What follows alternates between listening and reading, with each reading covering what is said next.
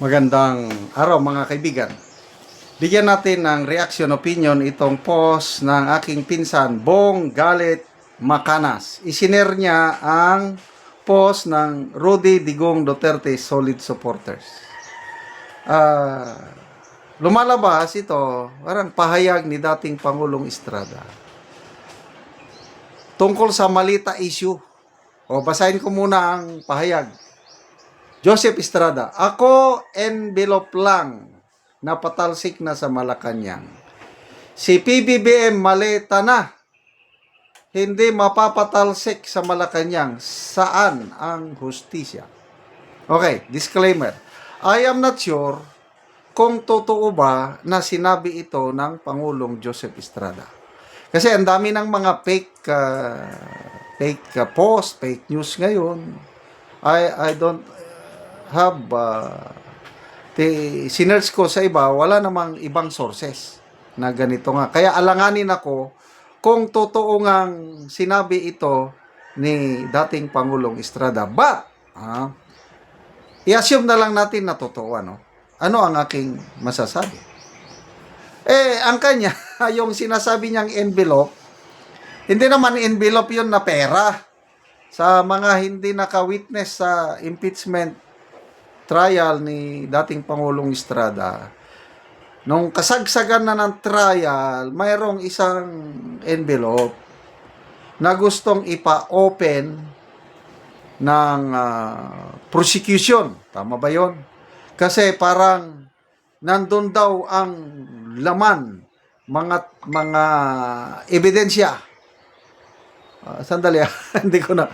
Parang nandun ang ebidensya laban kay Pangulong Estrada. So, nagbutuhan ang mga senator judges. Ang boto is huwag i-open. Correct me if I'm wrong. Matagal-tagal naman eh. 2001 ba ito? O 2002? Oh.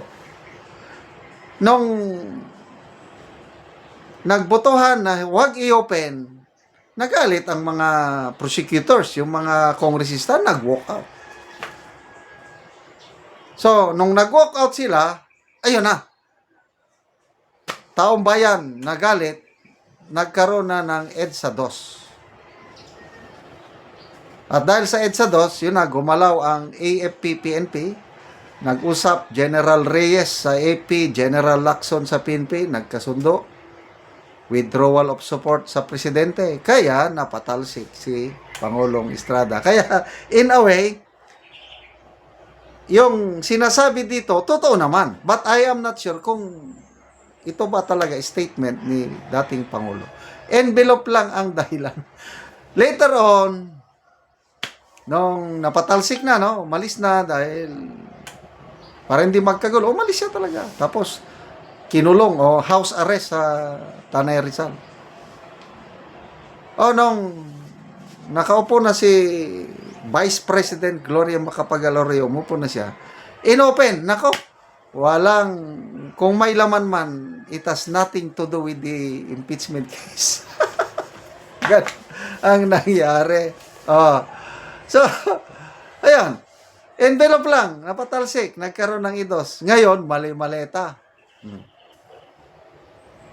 So, sinasabi ng Malacanang, lousy script, hindi pang award winning.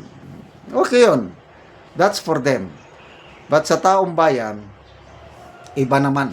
Sa tingin ko lang mas madami ang naniniwala sa aligasyon nagsimula kay Master Sergeant Gutesa, pinatotohanan ni Saldico, ngayon, pinatotohanan ng Brave 18. Kahit anong deny, puros deny. Ako, personally, naniniwala na nagkaroon talaga ng deliveries mali-malita. Pinapakinggan ko yung testimonies ng mga ex-Marines. Kung kabi-kabilang interview, nandiyan kay Jessica Soho, nandiyan sa press conference. Very consistent. Nakaganon lang yung mga ex-Marines. Sabi ni Ma'am Jessica So, yung pag-deliver sa bahay ng Pangulo, tinatanong. Ako, ma'am, sumakay kami ng bulletproof na, ano ba, sakyanan ba yun o helicopter? Nag-deliver kami sa Paway, Ilocos Norte. May picture kami. Sinong tumanggap? Una, si Sandro Marcos. But later on, sa mga saksi din, pati picture with the president, nando. No? Yung pag-deliver kay dating Madam Chair Stella Kimbo. Very consistent. Makikita mo kasi yung tao kung nagsisinungaling, but sila very calm, very composed, nakaganon lang.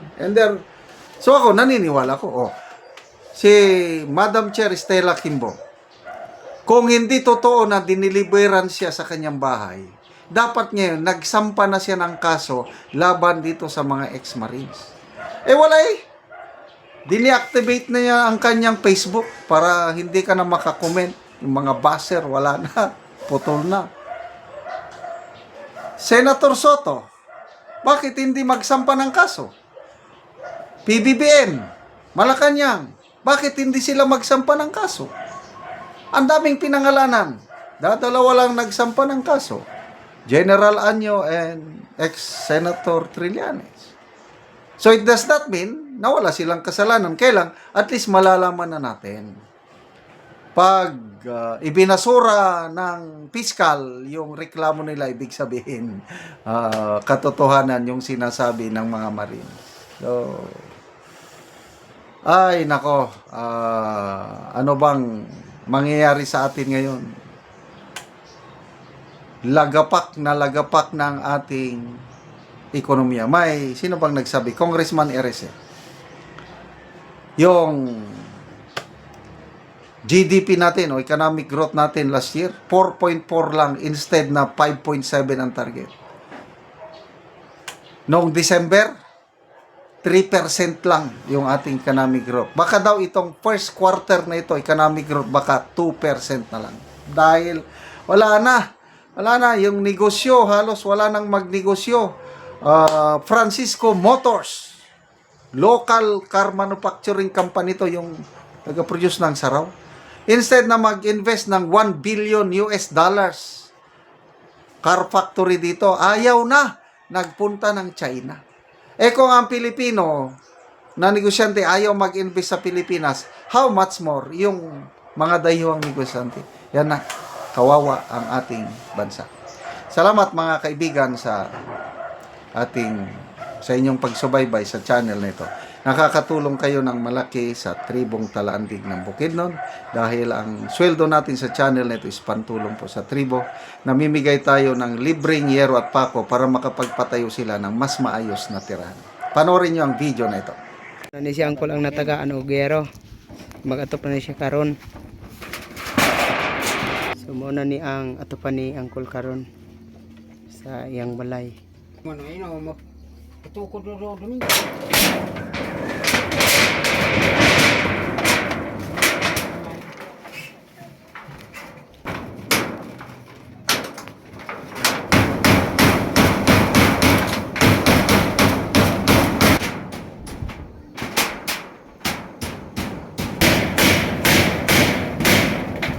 Karon naman na gid ang bani Angkol ang atop niya.